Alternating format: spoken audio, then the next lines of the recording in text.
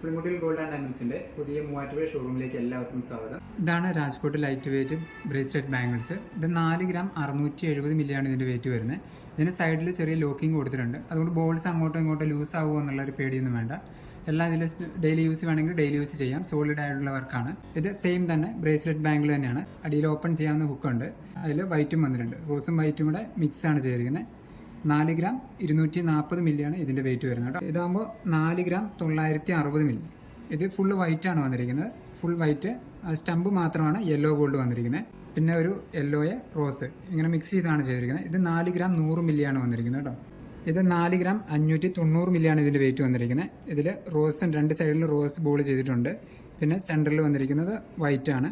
Stump വന്നിരിക്കുന്നത് yellow ഗോൾഡിലാണ്. പുതിയ showroom വന്നിരിക്കുന്നത് ഗ്രാൻഡ് സെൻട്രൽ മാളിൽ മൂവാറ്റുപുഴയാണ്.